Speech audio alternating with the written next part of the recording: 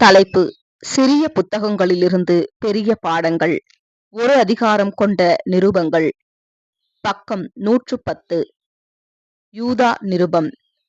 வசனம் 11. இவர்களுக்கு ஐயோ!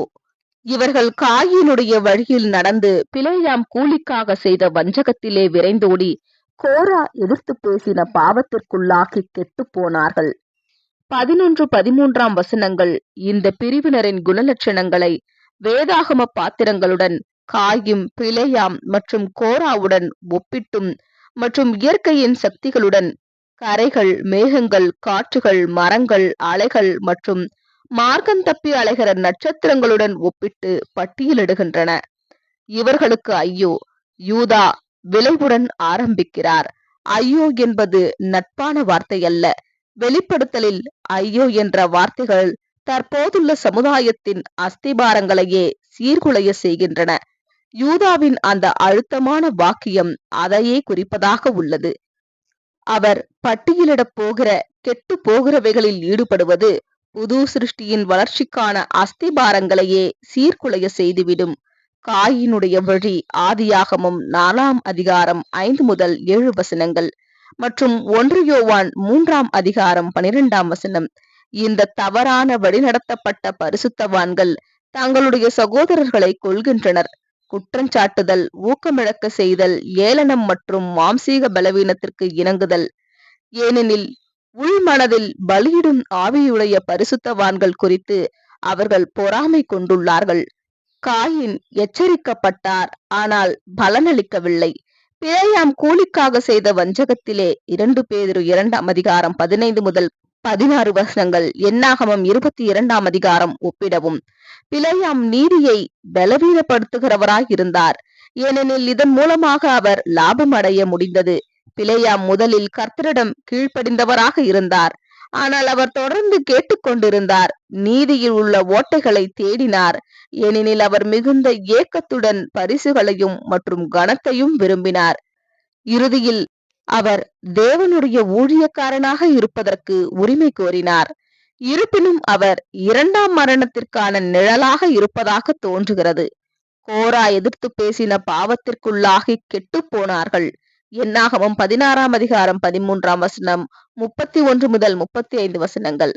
சபையார் எல்லோரும் பரிசுத்தவான்கள். கர்த்தர் அவர்கள் நடுவில் இருக்கிறாரே.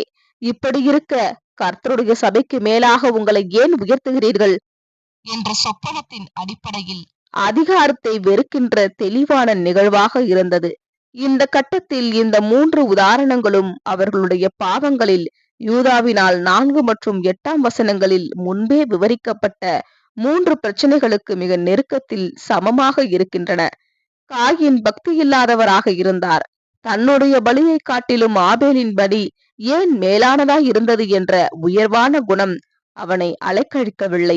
தெய்வீக பகுத்தறிதல் அவருடைய மனதுக்கு மிகவும் அப்பாற்பட்டதாக இருந்தது. பிலேயாம் இச்சையுணர்வு கொண்ட எண்ணம் உடையவராக இருந்தார். சுய கட்டுப்பாடு இல்லாமை தேவனுக்கு செவி கொடுத்தலுக்கு நேரெதிராக உள்ள மாம்சீக எண்ணம் அவருடைய குணத்தில் முதன்மையாக இருந்தது. கோரா தெளிவாக தலைமையை மறுதலிக்கும் மேலான உதாரணமாக இருக்கிறார். மோசே வகித்திருந்த நிலையை தேவன் ஸ்திரப்படுத்தி இருந்தார். ஆனால் கோரா மற்றும் அவருடைய கூட்டத்தாரை பொறுத்தவரையில் அவர்களுடைய எண்ணம் நல்லதை போன்று இருந்தது. அவர் பெருமை பேசியதின் சாரத்தை இவ்வாறு மாற்றி அமைக்கலாம். மோசே இந்த சபையாரில் ஒவ்வொருவருக்கும் உம்மை போன்று அல்லது உம்மை விட மேலாக சிந்திக்க முடியும். வசனம் 12. இவர்கள் உங்கள் அன்பின் விருந்துகளில் கரைகளாயிருந்து பயமின்றி கூட விருந்துண்டு தங்களை தாங்களே மேய்த்து கொள்ளுகிறார்கள். இவர்கள் காற்றுகளால் அடியுண்டோடுகிற தண்ணீரற்ற மேகங்களும் இலையுதிர்ந்து கனியற்று 2 தரம் செத்து வேரற்று போன மரங்களும். வேதாகம பதிவுகளிலிருந்து மனுஷர்களின் உதாரணங்களை பயன்படுத்திய பிறகு இந்த மனுஷர்களின் தவறுகளை விவரிப்பதற்கு இயற்கையின் புத்தகத்திற்கு யூதா இப்போது கவனத்தை திருப்புகிறார். முதலாம் விஷயம் ஒரு சிறிய பிரச்சனையை தோற்றுவிக்கிறது. சில மொழிபெயர்ப்புகள் புள்ளிகள், கேஜவி மற்றும் கரைகள் என்று பயன்படுத்துகின்றன. மார்ஷலினுடைய மூல பாட திருத்தமைவில் பாறைகள் என்று மூல வரிகளுக்கு இடையில் உள்ளது. NAS மொழிபெயர்ப்பு மறைவான பவளப்பாறைகள் என்று பயன்படுத்துகிறது. மிகச்சிறந்த திருத்தமைவுகளிலிருந்து பாறையின் சில வடிவம் சரியானதாக தோன்றுகிறது.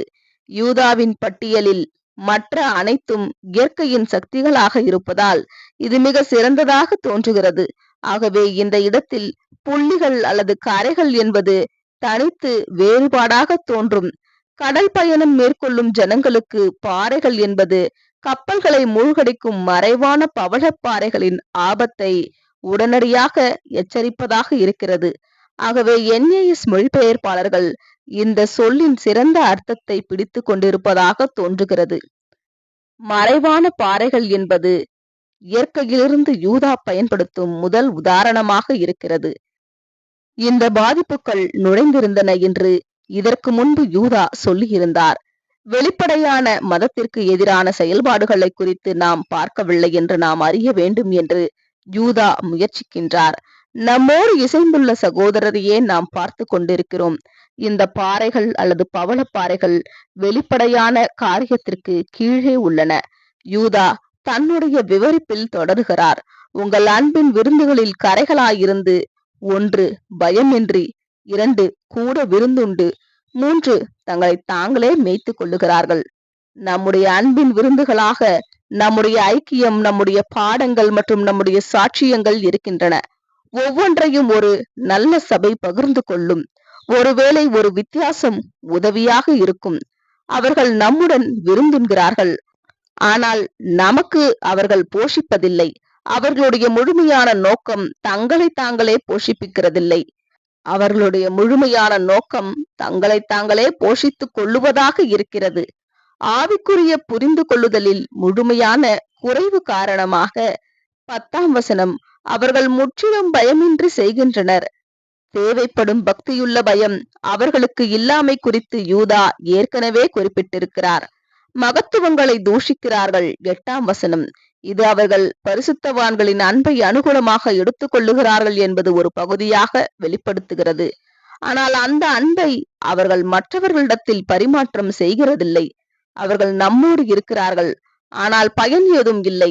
ஒருவேளை நம்மில் அநேகர் இறுதியாக பிரிந்து போகிற அல்லது முணுமுணுத்துக் கொண்டு கலந்து கொள்ளுகிற சகோதரர்களை பற்றி அனுபவம் உள்ளவர்களாக இருக்கிறோம். ஏனெனில் அவர்கள் சபையிலிருந்து ஆசீர்வாதங்கள் எதையும் பெறுகிறதில்லை.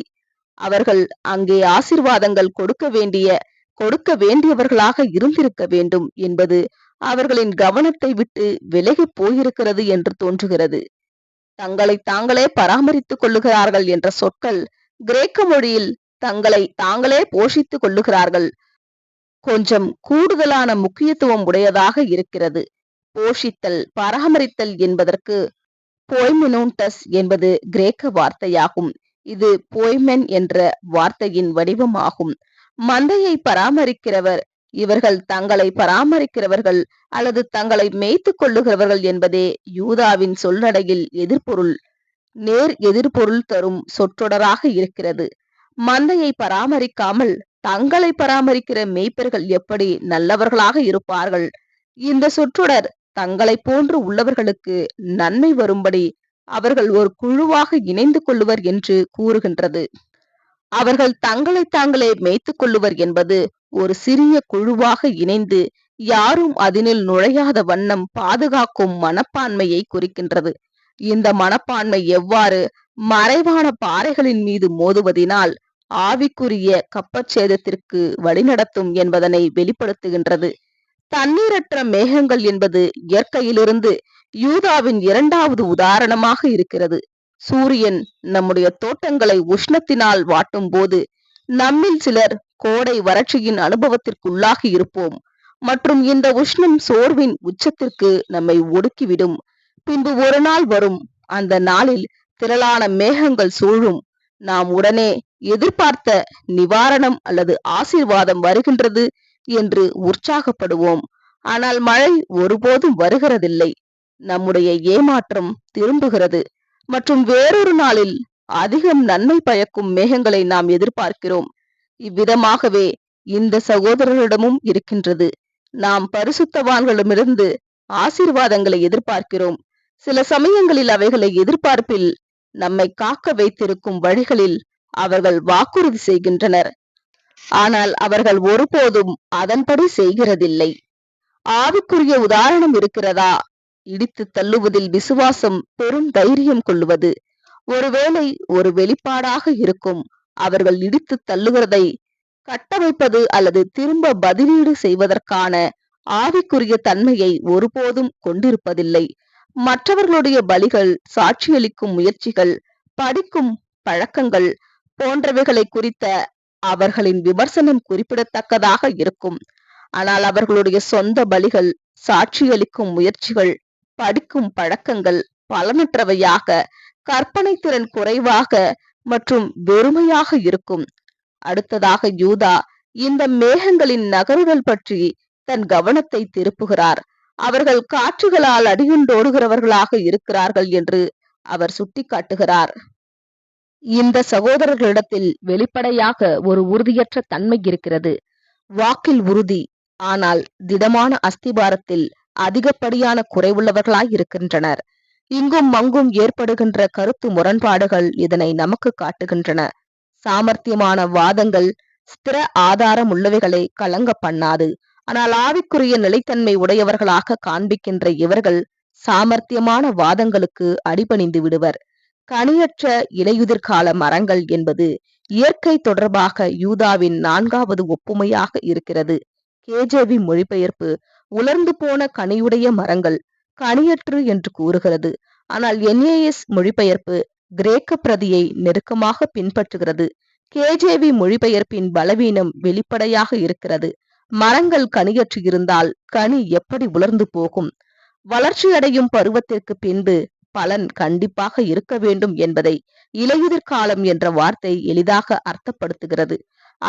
அதுதான் பெரும்பாலும் யூதாவின் ஆவிக்குரிய நோக்கமாக இருக்கும். இப்படியாக இலையுதிர் காலம் ஆவிக்குரிய பிரயோகத்தில் அனுமானிப்பது என்னவெனில், இந்த சகோதரர்கள் அங்கு குறிப்பிடப்பட்ட காலம் இருந்தபடியினால் அவர்கள் ஆவிக்குரிய முதிர்ச்சியை காட்ட வேண்டும். இது நுழைந்திருக்கிறார்கள் என்ற கருத்தை ஆதரிப்பதாக உள்ளது.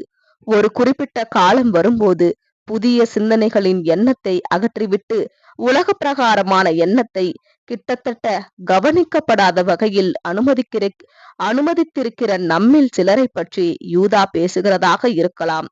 நம்மில் எவரேனும் ஆரம்ப காலத்தின் கனியை பிறப்பித்திருந்து அதற்கு பின்பு பழுத்த குணலட்சணத்தின் பலன் இறுதி சோதனையாக இருக்கும் போது இது அந்த முக்கியமான சமயத்தில் குறைவுபடுகிறவர்களாக காணப்படுவது எவ்வளவு சோகம் நிறைந்ததாக இருக்கிறது. இந்த மேற்கோள்கள் புதிதாக வந்திருக்கிறவர்களுக்கு உரியது இல்லை என்பது ஒரு கூடுதல் சான்றாக உள்ளது. ஆனால் இந்த பாதையில் நீண்ட காலம் இருந்து வருகிறவர்களுக்கு உரியது. ஆகவே அவர்கள் மரங்கள் என்று அழைக்கப்படுகிறார்கள். மரங்கள் வேதாகமத்தில் பல்வேறு விஷயங்களில் அடையாளங்களாக இருக்கின்றன. ஆனால் ஜனங்களின் ஒரு கூட்டத்தை குறிக்கும் சூழலில் மரங்கள் வழக்கமாக வலிமை மிக்கவர்களை அடையாளப்படுத்துகிறது. அவர்களுடைய சுற்றுச்சூழல்களில் நன்கு வேரூன்றி இருப்பவர்கள். வெளிப்படுத்தல் 7ஆம் அதிகாரம் 1-3 வசனங்கள். செத்துப்போன மரம் துன்பம் மிக்க காட்சியாக நிற்கும். இந்த மரங்களை 2 தரம் செத்து போனவை என்று யூதா அழைக்கிறார். கிரேக்கம், கேஜேவி, என்ஏஎஸ் குறிப்புகள். மரங்கள் 2 முறை இறக்கிறதில்லை. யூதாவின் குறிப்பு தெளிவாக ஆவிக்குரிய குறிப்பையே அர்த்தப்படுத்துவதாக இருக்கிறது. 2ஆம் மரணம். பிறகு யூதா காரணத்தை கூறுகிறார். வேறற்று கிரேக்க பிரதி. இயற்கை உலகத்தில் இந்த குறிப்பு தெளிவானதாக இருக்கிறது. ஆவிக்குரிய குறிப்பு என்ற விதத்தில் யூதா இந்த சாவுக்கு ஏதுவான நிலைமையின் பின்னால் உள்ள காரணத்தை சுருக்கமாக கூறுகிறார். அவர்களுடைய வேர்கள் தேவனுடைய சித்தத்தில் அவர்களுடைய ஆவிக்குரிய அஸ்திபாரங்கள் பிரிக்கப்பட்டிருக்கின்றன. மாம்சீக சிந்தை தலையானவராகிய கிறிஸ்துவுக்கு மேல் தனி முதன்மையை ஒருபோதும் எடுத்துக்கொள்ள கூடாது என்பதுதான் மேலும் ஒரே வழியில் சொல்லக்கூடியதாக இருக்கிறது. வசனம் 13. தங்கள் அவமானங்களை நுரைத்தள்ளுகிற அமளியான கடல் அலைகளும் மார்க்கந்தப்பி அலைகிற நட்சத்திரங்களுமாய் இருக்கிறார்கள். இவர்களுக்காக என்றென்றைக்கும் காரிருளே வைக்கப்பட்டிருக்கிறது. அடுத்து யூதா இந்த சகோதரர்களை அவமானங்களை நுரைத்தள்ளுகிற அமளியான கடல் அலைகளுக்கு ஒப்பிடுகிறார். இது சிந்திக்கும் பகுப்பாய்வு தேவைப்படக்கூடிய சிக்கலான ஒப்புமையாக இருக்கிறது. கடல் அலைகள் பற்றிய குறிப்பு கட்டுப்பாடற்ற மனப்போக்குகளை சுட்டிக்காட்டுகின்றது. இவர்கள் தலையை பற்றி கொண்டிருக்க மாட்டார்கள் என்ற யூதாவின் கருத்துக்கு இது இணக்கமாக இருக்கின்றது. அலைகளுக்கு மாற்றியமைப்பாக கடுமையான என்று மார்ஷல் மொழிபெயர்ப்பிலும், அமளியான என்று கேஜேவி மொழிபெயர்ப்பிலும் மற்றும் காட்டுத்தனமான என்று NAS மொழிபெயர்ப்பிலும் உள்ளது. இந்த வார்த்தைகளில் எது ஒன்றும் சொந்த உரிமைகளுக்கு கோரிக்கையிடும் சுபாவமுள்ள கிளர்ச்சிகளின் மனப்பாங்கினை சுட்டிக்காட்டுகின்றது. இந்த சகோதரர்கள் போதுமான அளவு கட்டுப்பாட்டை இழந்தவர்களாக அவர்கள் தங்களின் சுயநலத்தை காண்பிக்க துவங்கும் நிலைக்கு இந்த உருவகம் நம்மை கூட்டி செல்வதாக தோன்றுகிறது. தண்ணீரில் அசுத்தங்களினால் நுரை ஏற்படுகிறது. தங்கள் அவமானங்களை நுரை தள்ளுகிற என்று கிரேக்க பிரதியில் இருக்கிறது. அசுத்தம் என்பது அவமானமாக இருத்தல் என்று இது காண்பிக்கிறது. தவறை முன்னிலைப்படுத்துதல் மிக சுவாரஸ்யமானதாக இருக்கிறது.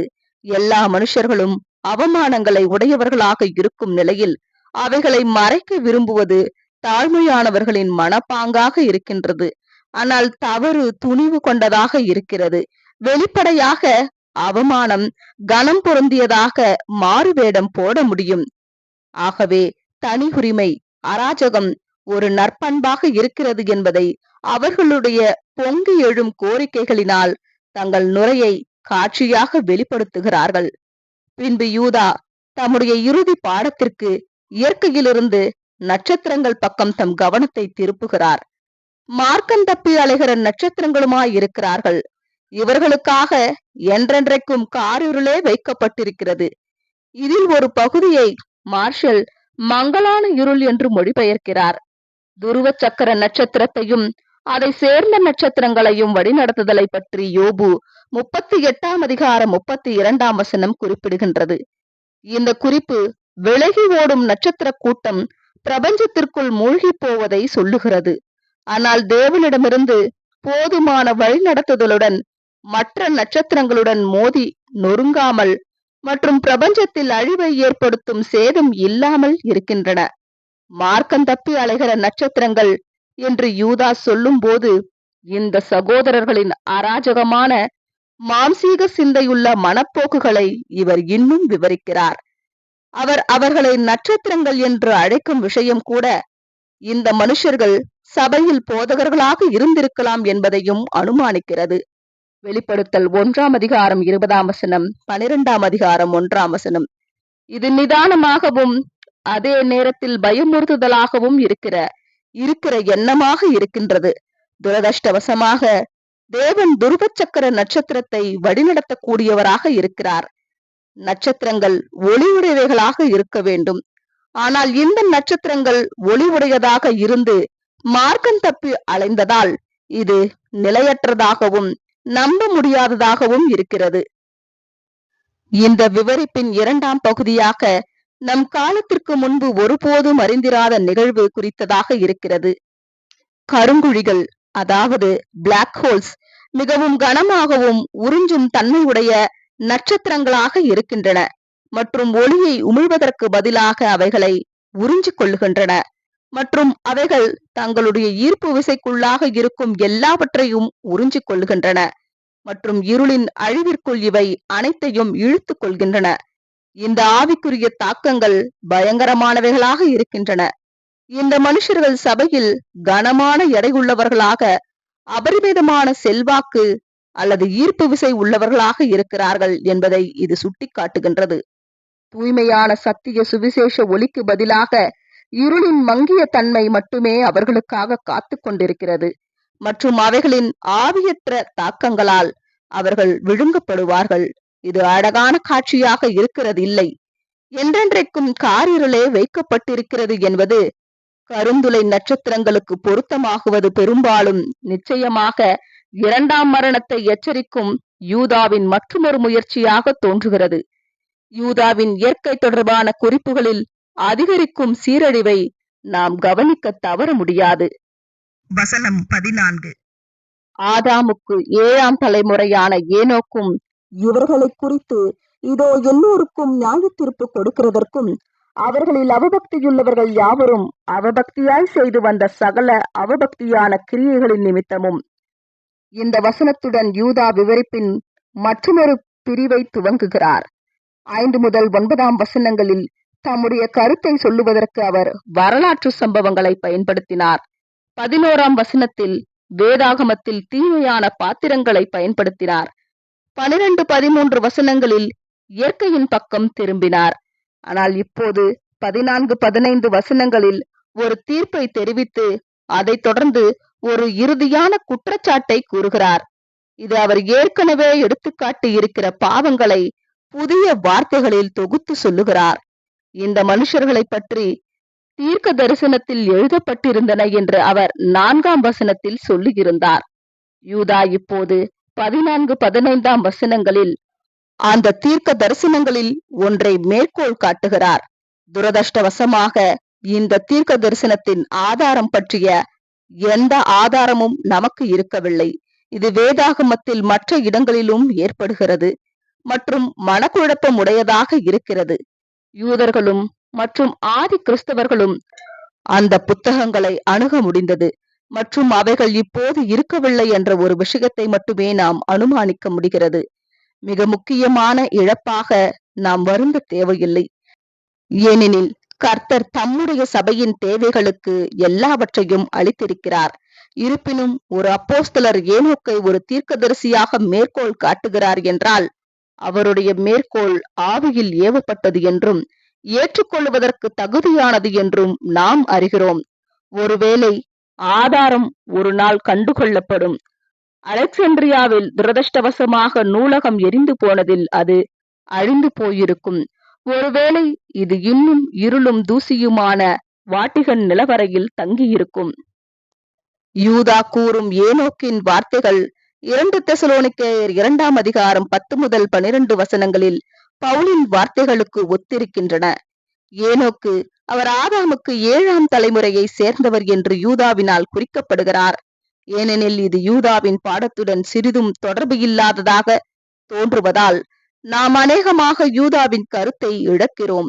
ஏனோக்கு என்ற பதம் ஒழுக்கமான என்பதை அர்த்தப்படுத்துகிறது. ஆதாம் மனுக்குலத்தை அடையாளப்படுத்துகிறதினால் ஏனோக்கின் தீர்க்க தரிசனம் எப்போது கடந்து வரும் என்று யூதா நமக்கு சொல்ல முற்படுவது அநேகமாக இருக்கலாம். மனுஷ சிருஷ்டிப்பிலிருந்து 7வது 1000 வருஷங்களில் ராஜ்யத்தின் 1000 வருஷங்களில் மனுக்குலம் ஒழுங்கமைக்கப்படும், கற்பிக்கப்படும். ஏனோக்கின் தீர்க்க தரிசனத்தை யூதா உண்மையில் மேற்கோள் காட்டவில்லை என்பதும் மாறாக அவர் நமக்கு சொல்லுகிறது என்னவெனில் பெயரின் அர்த்தங்கள் மற்றும் தலைமுறையை குறிப்பிடுதல் மூலமாக யூதா இங்கே குறிப்பிடுகிற வார்த்தைகளை போதிக்கும் ஒரு உருவகமாக ஏனோக்கின் ஜீவியம் இருக்கிறது. அநேகமாக இல்லாவிட்டாலும் நாம் எபிரேயர் 11ஆம் அதிகாரத்தில் உள்ள பவுலின் வார்த்தைகளை உள்ளடக்கி இந்த உருவக பாடத்தை பின்பு விவரிக்க முடியும். பவுல் பின்பு நமக்கு சொல்லுவது என்னவெனில் ஏனோக்கின் மாற்றம் எடுத்துக்கொள்ளப்படுதல் என்பது நியாயம் தீர்க்கப்பட்டு மற்றும் ஒழுங்கு சீரமைக்கப்படும் மனுக்குலம் இனிமேல் மரணத்தை காணாதபடி 8ஆம் நாளுக்குள்ளாக எடுத்துக்கொள்ளப்படுவதை அடையாளப்படுத்துகிறது. ஆனால் இது பெரும்பாலும் இப்படி இருக்கும் என்று நாம் அனுமானிப்போமே. அதாவது யூதா உண்மையில் மேற்கோளாக குறிப்பிடுகிறார். ஏனோக்கின் வார்த்தைகள் 14ஆம் வசனத்தின் மத்தியில் ஆரம்பித்து 15ஆம் வசனம் முழுவதும் தொடர்கிறது. வெளிப்படுத்துதலில் உள்ள தீர்க்க தரிசனம் ஆண்டவர் நாம் ஆழமான சிந்தனையை செலுத்த வேண்டும் என்று விரும்புகின்ற இடங்களில் எல்லாம் இதோ என்ற வார்த்தையை உபயோகிக்கிறார். இதை ஏனோக்கு எப்படி அர்த்தப்படுத்தினார் என்பது ஊகமாய் இருக்கிறது. ஆனால் யூதா அந்த தீர்க்க தரிசனத்தை பயன்படுத்தி கூறும்போது ஏனோக்கு பேசியிருக்கிறவைகள் எல்லாம் ஒரு நாளை கணக்கிடுவதாக பிரசன்ன காலத்தின் போது சொல்லுகிறார். தமது 10,000 பரிசுத்தவான்களோடும் கூட கர்த்தர் வந்தார். NAS ஓரக்குறிப்பு. பிரசன்னம் துவங்கும் போது கர்த்தர் நித்திரையில் இருக்கிற பரிசுத்தவான்களை எழுப்புகிறார். 1,44,000 பேர்கள் எல்லோரும் இன்னும் முத்திரையிடப்படவில்லை. ஆனால் அந்த முழுமையடைவதற்கு முன்பே நியாய தீர்ப்பு அதில் சிலருக்கு ஆரம்பமாக கூடும். சில 10,000 பேர்களுடன். வசனம் 15. தமக்கு விரோதமாய் அவபக்தியுள்ள பாவிகள் பேசின கடினமான வார்த்தைகள் எல்லாவற்றின் நிமித்தமும் அவர்களை கண்டிக்கிறதற்கும் ஆயிரமான தமது பரிசுத்தவான்களோடும் கூட கர்த்தர் வருகிறார் என்று முன்னறிவித்தான். எல்லோருக்கும் நியாய தீர்ப்பு கொடுக்கிறதற்கும் முழு 1000 வருட யுகமும் இந்த தீர்க்க தரிசனத்தில் உள்ளடக்கப்பட்டிருக்கிறது. இது எல்லோருக்கும் விரிவடைவதற்கு முன்பாக ஒரு வரம்புக்குட்பட்ட பகுதிகளுக்கு மட்டும் நியாய தீர்ப்பு தொடர்ந்து முன்னேறுவதாக இருக்கிறது. இந்த எண்ணம் 149ஆம் சங்கீதம் 5 முதல் 9 வசனங்கள், வெளிப்படுத்தல் 11ஆம் அதிகாரம் 15 முதல் 19 வசனங்கள் மற்றும் 19ஆம் அதிகாரம் 11ஆம் வசனங்களில் பிரதிபலிக்கின்றது. இப்படியாக இயேசுவின் பணி மனுக்குலத்தின் தனிப்பட்ட ஒவ்வொருவரும் உள்ளடங்கும் வரை விரிவடைவதாய் உள்ளது. யூதாவின் வாதம் குறிப்பாக 4ஆம் வசனத்திலிருந்து தெய்வ பக்தியற்ற நிலைமைக்கு, அவபக்தி நிலைமைக்கு எதிராக இருந்திருக்கிறது. அவருடைய குற்றச்சாட்டில் அவபக்தி 3இல் ஒரு பங்காக இருக்கிறது. உலகத்தில் பேர் சபையின் மற்றும் ஆவியில் ஜெனிப்பிக்கப்பட்டவர்களின் மத்தியில் கூட காணப்படும் அவபக்தி எல்லாவற்றையும் இறுதியாய் முடிவுக்கு வருவதை காண்பிக்கிறதாக யூதா ஏனோக்கின் தீர்க்க தரிசனத்தை உபயோகிக்கிறார். இவ்வாறு ஏனோக்கை மேற்கோள் காட்டி அவபக்தி அனைத்தும் அது எங்கு காணப்பட்டிருப்பினும் முற்றிலும் ஒழிக்கப்படும் என்று யூதா கூறுகிறார். கர்த்தர் அவபக்தியின் 4 வகைகளை அல்லது இடங்களை குற்றங்களாக தீர்மானிப்பார் என்று ஏனோக்கு கூறுகிறார். நடத்தையில் அவபக்தியுள்ளவர்களை கண்டிக்கிறதற்கு, அவபக்தியின் செயல்பாடுகள், அவபக்தியான கிரியைகளின் நிமித்தம், அவபக்தியின் மனப்போக்கு, அவபக்தியாய் செய்து வந்த தேவனை பற்றி அவபக்தியான பேச்சு, தமக்கு விரோதமாய் அவபக்தியுள்ள பாவிகள் பேசின கடினமான வார்த்தைகள் எல்லாவற்றின் நிமித்தமும், கிரேக்க வார்த்தை கடினம், அவபக்தி அனைத்தையும் முற்றிலும் அகற்றி போடுவதற்கான எதையும் ஏனோக்கு அல்லது யூதா இருவரும் விட்டு வைக்கவில்லை. வசனம் 16, இவர்கள் முறுமுறுக்கிறவர்களும் முறையிடுகிறவர்களும் தங்கள் இச்சைகளின்படி நடக்கிறவர்களுமாயிருக்கிறார்கள்.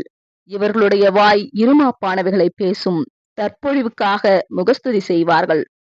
யூதா வருத்தமடைகிறார். யூதா இந்த வசனத்தை தம்முடைய எச்சரிக்கையின் இறுதி தடுப்பணையாக பயன்படுத்துகிறார். இந்த முறை யூதா வரலாற்று உதாரணங்களை அல்லது வேதாகம நபர்களை அல்லது இயற்கையின் சக்திகளை பிரயோகப்படுத்தவில்லை, ஆனால் தெளிவான மொழிநடையை பயன்படுத்துகிறார். முதல் பார்வையில் 4, 8, 11ஆம் வசனங்களில் இருந்ததை போன்று இந்த 3 குற்றச்சாட்டுகள் இருக்கவில்லை என்று தோன்றும். ஆனால் அவைகள் அப்படியே இருக்கின்றன. அவைகள் முன்பு குறிப்பிட்டிருந்த மாதிரியே இருந்ததாக தோன்றுகின்றன. 1, இவர்கள் சஞ்சலத்துடன் முணுமுணுக்கிறவர்களாக இருக்கிறார்கள். மார்ஷல், சஞ்சலம், கிரலிஸ் என்பது புகார்கள் நிரம்பிய என்று அர்த்தம் கொள்ளும் உரிச்சொல்லாக இருக்கிறது. இது அவபக்தி என்று சொல்லுவதற்கான ஒரு புதிய வழிமுறையாக தோன்றுகிறது. மரியாதை அளிக்க வேண்டிய இடத்தில் குறைவுபடுதல். நாம் பக்தியுள்ளவர்களாக இருந்தால், நமக்கான தேவ சித்தத்திற்கு நாம் மரியாதை செலுத்தினால் நாம் அதிருப்தியுள்ளவர்களாக இருக்க முடியாது. 2, இவர்கள் தங்கள் இச்சைகளின்படி நடக்கிறவர்களுமாய் இருக்கிறார்கள். இது காமவிகாரம் என்பதற்கான வேறொரு சொற்றொடராக தோன்றுகிறது. சுய கட்டுப்பாட்டில் குறைவுபடுதல். 3, மற்றும் இவர்களுடைய வாய் இருமாப்பானவைகளை பேசும், தற்பொழிவுக்காக முகஸ்துதி செய்வார்கள். நம்முடைய ஒன்றான ஆண்டவரை மறுதலிக்கிறார்கள். தலையை பற்றி கொள்ளாமல் என்ற கருத்தை இது வேறு வார்த்தைகளில் சொல்லுகிறது. இதன் காரணமாக அவர்களை பின்பற்றுகிறவர்கள் ஆட்டுக்குட்டியானவரை நோக்குகிறதில்லை. மேற்கண்ட 3ஆம் கருத்துடன் 2 பேதுரு 2ஆம் அதிகாரம் 18, 19ஆம் வசனங்களின் ஒப்புமை உதவியாயிருக்கிறது. இந்த சகோதரர்கள் பெருமை பேசுகிறவர்களாக இருக்கிறார்கள். அவர்கள் அனுபவிக்கிற சுயாதீனங்களை உரத்த குரலில் அறிவிக்கிறார்கள். அவர்களுடைய இலக்குகளாக இருப்பவர்கள் பேதுரு கூறியபடி அரிதாக தப்பினவர்களாக இருக்கிறார்கள். அதாவது சத்தியத்தில் புதிதாக உள்ளவர்கள் அவர்களுடைய முந்தைய அடிமைத்தனங்களிலிருந்து இன்னும் பாதுகாப்பாக விடுவிக்கப்படாதவர்கள். இந்த மனுஷர்கள் பற்றி யூதாவின் விமர்சனங்களுடன் இந்த வசனம் முடிவடைகிறது. இவர் தம்முடைய வெறுப்பை மற்றும் நம்முடையதை திருத்துகிறார் மற்றும் அவர் இப்போது இந்த வஞ்சகமான நடைமுறைகளை எதிர்கொள்ளும் போது நாம் செய்ய வேண்டிய சரியான செயலை நமக்கு கொடுக்க விரும்புகிறார். வசனம் 17, நீங்களோ பிரியமானவர்களே, நம்முடைய கர்த்தராகிய இயேசு கிறிஸ்துவின் அப்போஸ்தலரால் முன் சொல்லப்பட்ட வார்த்தைகளை நினைவு கூறுங்கள். நீங்களோ பிரியமானவர்களே, யூதா நம்மை நோக்கி பிரியமானவர்களே என்று 3ஆம் வசனத்தில் அழைத்ததற்கு பின்பு இப்போது முதல் தடவையாக நம்மிடம் திரும்புகிறார். பவுல் அப்போஸ்தலர்களாலும் மற்றும் புதிய ஏற்பாடும் இன்னும் எழுதப்படாதிருந்த காரணத்தினால் நம்மை பழைய ஏற்பாட்டின் உரைப்பகுதிகளுக்கு அனுப்புகிற சமயத்தில் யூதா நம்மை ஏற்கனவே எழுதப்பட்டிருக்கிறவர்களிடத்தில் அல்லது குறைந்தபட்சம் புதிய ஏற்பாட்டின் நட்சத்திரங்கள் அப்போஸ்தலர்களால் ஏற்கனவே சொல்லப்பட்டதும் மற்றும் நினைவு கூறப்பட்டதுமான வார்த்தைகளுக்கு அழைத்து செல்லுகிறார். இது முக்கியமானதாக இருக்கின்றது.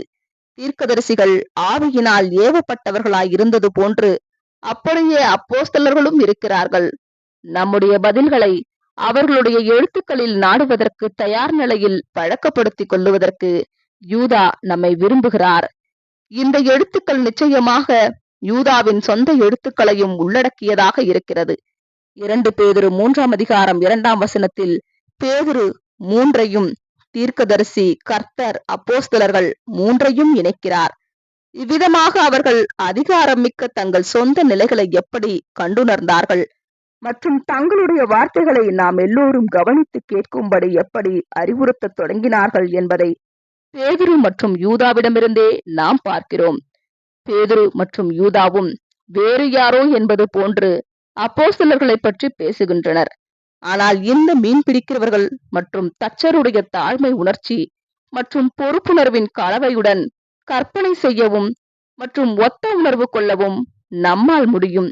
அவர்களுடைய குற்றச்சாட்டுகளை அவர்களால் மறுக்கவும் முடியாது மற்றும் மறுக்க விரும்பவும் மாட்டார்கள்.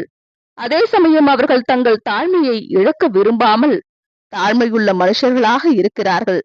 அவர்கள் ஆச்சரியப்படத்தக்க முறையில் முன்மாதிரியான போதகர்களாக நமக்கு இருக்கிறார்கள்.